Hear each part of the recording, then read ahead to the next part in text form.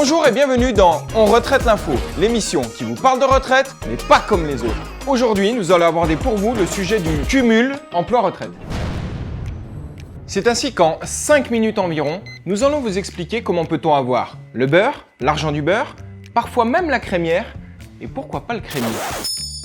Mais pour vous en parler plus sérieusement, je laisse la main à Benjamin, l'un de nos experts chez Visio Retraite. Bonjour à tous. Si le principe du cumul emploi-retraite est simple, la législation, comme souvent, l'est moins. Il existe aujourd'hui 2 systèmes différents de cumul emploi-retraite. Il y a tout d'abord le cumul emploi-retraite libéralisé, puis le cumul plafonné. Nous allons commencer par le plus simple et le plus préconisé aussi. Dans ce dispositif, vous pouvez cumuler votre pension de retraite avec votre revenu du travail sans aucune restriction, sans limite, sans plafond. Bref, libre. Pour en bénéficier, 4 conditions sont requises.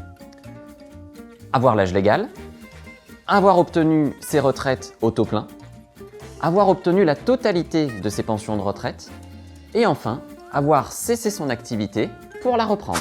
Oui, mais alors, prenons le cas d'une personne qui est carrière longue, qui peut prendre sa retraite à 60 ans. Si je comprends bien, il ne remplit pas la première condition. Il est plutôt bon, puisqu'effectivement, cette personne n'aura pas le droit au cumul emploi-retraite libéralisé, ou tout du moins, il lui faudra attendre ses 62 ans pour pouvoir en bénéficier. On peut dire que ça fait partie des incohérences du système, mais tout n'est pas perdu. Il existe quelques moyens pour contourner cette règle absurde. Citons par exemple la mise en place d'une activité de consulting, mais encore la mise en place d'une SASU avec une rémunération 100% dividende. Mais dis-moi, Benjamin, on pourrait pas mettre en place une activité parallèle et se faire payer en cash, tout simplement? T'as trouvé ça là-dedans? Ah non, rien à voir. Alors là-dessus, on va plutôt y aller doucement. On va essayer de rester dans la légalité. On sait jamais, il y a peut-être des personnes qui vont les regarder, nos vidéos.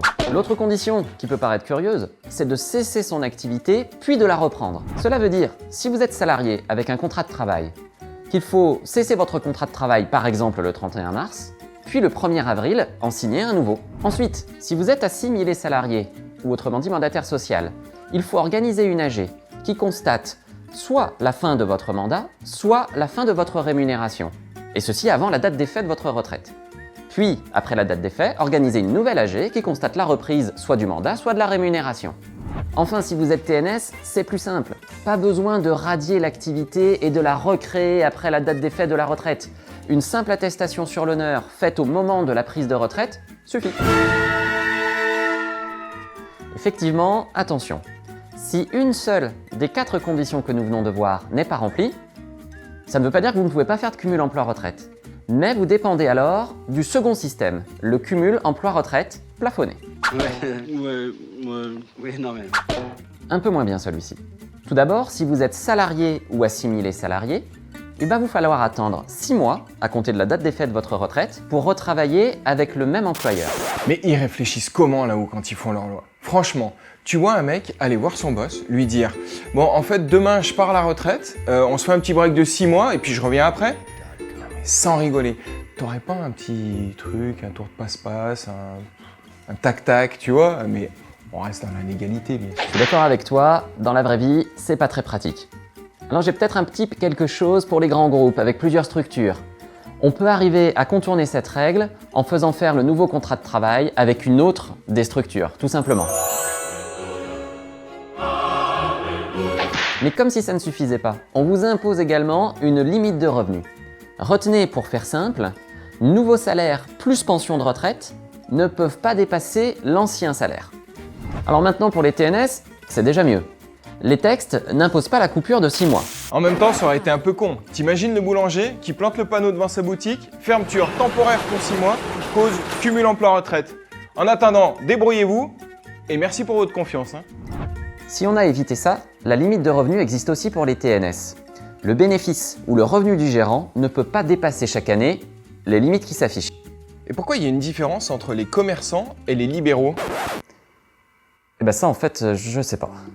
Tu crois pas que la belle-sœur du député qui a voté cette loi était elle-même libérale? Peut-être. Bon alors au final, c'est intéressant ou pas de mettre en place ce cumul emploi-retraite? En voilà une question qu'elle est bonne. L'équilibre du cumul emploi-retraite est le suivant. Que vous soyez en cumul libre ou en cumul plafonné, vous continuez de payer des cotisations sociales sur le revenu professionnel que vous conservez. Sauf que ces cotisations ne procurent aucun nouveau droit. On dit qu'elles sont payées pour la solidarité. Tiens, ça me rappelle quelque chose.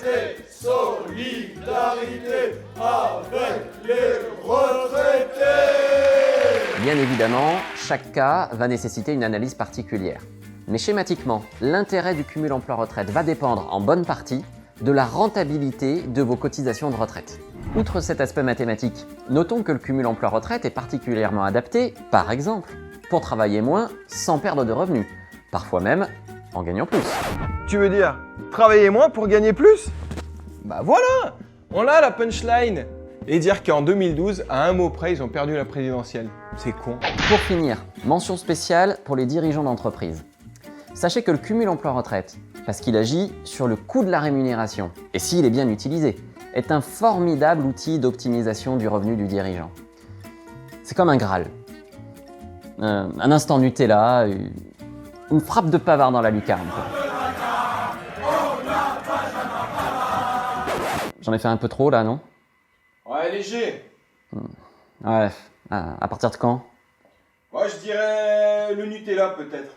Ouais, je m'en doutais. Ah, le Nutella, c'est son point faible. En tout cas, c'est fini pour aujourd'hui. Nous espérons sincèrement que ce nouveau numéro de On Retraite l'Info vous aura permis de mieux comprendre le cumul emploi-retraite.